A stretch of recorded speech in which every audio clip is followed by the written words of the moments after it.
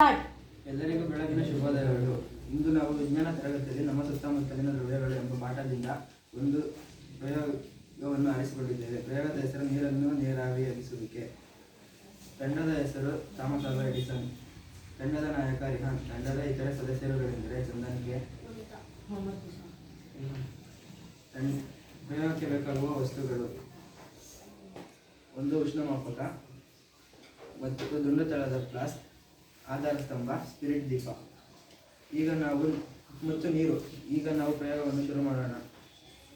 ಒಂದು ಲೋಟ ನೀರನ್ನು ತೆಗೆದುಕೊಂಡು ದುಂಡು ತಳದ ಫ್ಲಾಸ್ಕಿನ ಒಳಗಡೆ ಹಾಕೋಣ.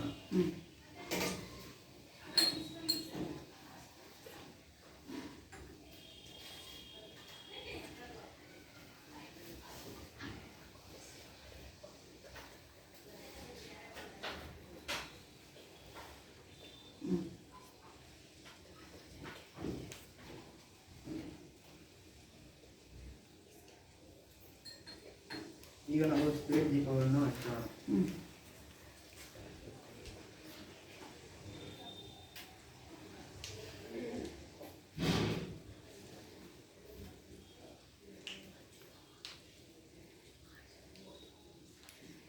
ಕೆಲವು ನಿಮಿಷಗಳ ಕಾಲ ಇದನ್ನು ಕುದಿಯಲು ಬಿಡೋಣ.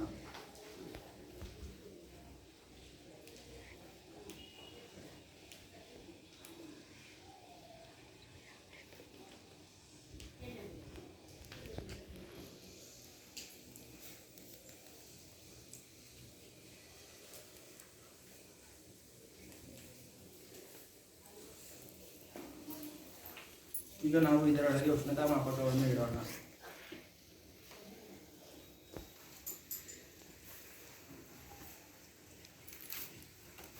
ಯಾರಾದರೂ ಒಬ್ಬ ವಿದ್ಯಾರ್ಥಿ ಬಂದು ಇದನ್ನು ವೀಕ್ಷಿಸಬಹುದು.